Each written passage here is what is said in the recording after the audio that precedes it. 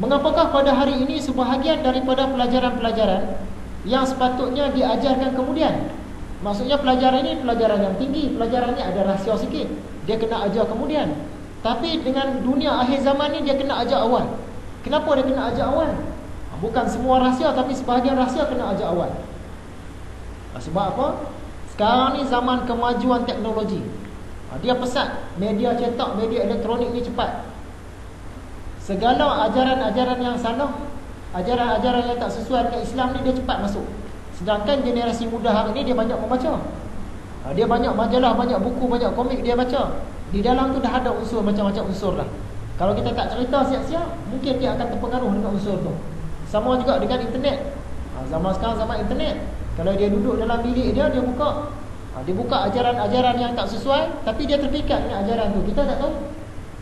Zaman dulu kalau kita ilmu kalam, kita tak ajar anak kita ilmu kalam, dia tak terpengaruh. Kita tak cerita anak kita tentang Syiah. Oh, Syiah ni bahaya begini. Sebab Syiah duduk jauh tu. Tapi sekarang ni dia buka komputer saja, Syiah ada dalam tu ni. Dia cerita kelebihan Syiah begini kan. Dan kalau di universiti ni, orang-orang Syiah ni, pensyarah Syiah pun ada.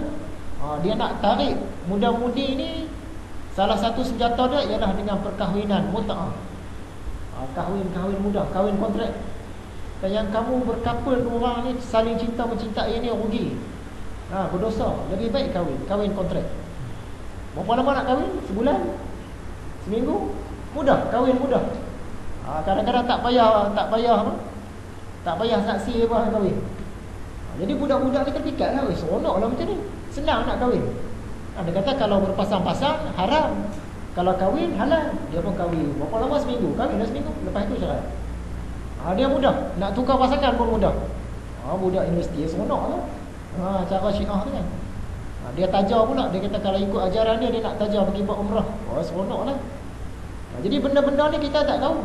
Sebab anak kita tak duduk dengan kita. Dia terdedah dengan media cetak, dia terdedah dengan internet, dan dia pula belajar bekerja di tempat lain. Sebab tu sekarang ni kita terpaksa cerita awal. Kata Imam Ghazali, ilmu kalam dalam tauhid ni tak payah ada, tak apa.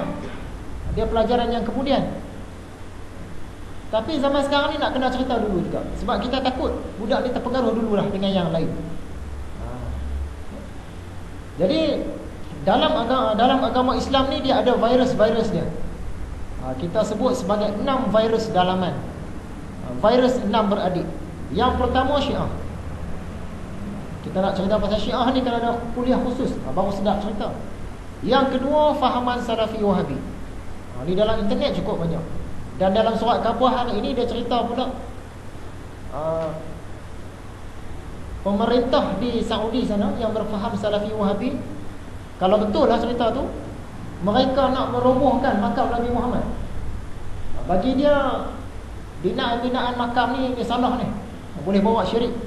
Sebab itu masa mula-mula tentera Wahabi kuasai Mekah, Madinah dulu, dia bagi rata habis bangunan-bangunan di atas kubur ni. Yang Nabi Muhammad yang punya pun dia nak bagi rata, tapi umat Islam marah. Kata, kacau orang ni, kami seluruh dunia ni lawan dengan kamu, tak berani. Tapi dalam paper hari ni dia bagi tahu nak membesarkan masjid Nabi tu mungkin nak roboh. Kalau betul lah cerita tu, nak bagi roboh makam Nabi tu. Dulu dia tak berani buat, sekarang dia nak berani. Dia test dulu, tengok umat Islam sensitif ke tak sensitif. Kalau ikut fahaman kita, yang bagi rosak akidah orang ni bukannya binaan makam tu, tapi sifat mazmumah dalam diri. Jadi kita attack sifat mazmumah dalam diri. Yang kaum Salafi Wahabi ni tak boleh. Kalau kubur dia tu kira rata kita bagi penaik sikit pun tak boleh. Ni bid'ah, kita ni salah. Nabi Muhammad tak boleh buat, penaik sikit pun tak boleh. Buat binaan lagi langsung dia tak bagi. Padahal kubur Nabi Muhammad pun ada binaan, lagi kita tak boleh masuk lagi. Dah siap berkunci, bertutup lagi. Tak tahulah macam mana kesudahan kita. Yang ketiga, tadi Syiah, kemudian Salafi Wahabi, kemudian simplisisme. Dalam simplisisme ni ada 3 ajaran.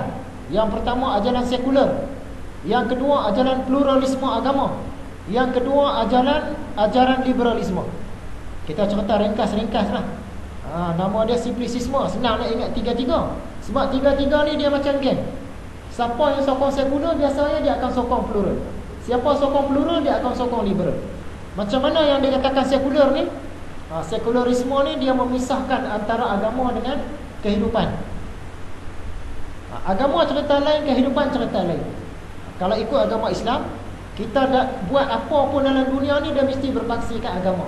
Tapi kalau sekular tak, dia pisah. Urusan harian agama tak campur. Urusan agama keduniaan tak campur, dia pisah. Sepatutnya agama ni dia macam span. Span basuh kereta tu. Yang tu kira dunia lah. Air ni agama. Ikut faham sekular, span, air. Dia tak boleh campur.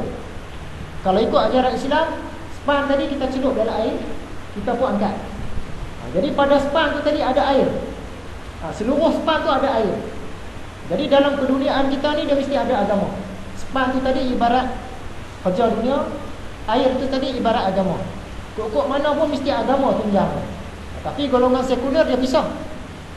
Dia kata ibadah-ibadah, agama-agama ni semua hal-hal gereja, hal-hal masjid, hal-hal tokoh. Dalam pemerintahan, dalam kehidupan seharian, dalam pertanian, semua tak mau kait agama. Ni orang sekular. Agama Kristian kuat sekular ni. Kita tengok dia punya padri wanita memang tutup aurat sama macam perempuan kita lah, hebat lagi. Nampak muka saja.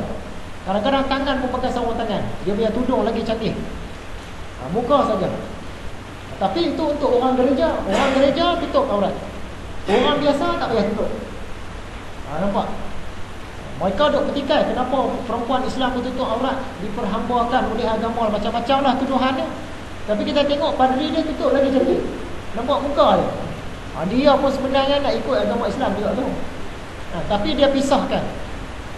Orang agama tutup aurat, orang tak agama bebas. Itu sekular lah.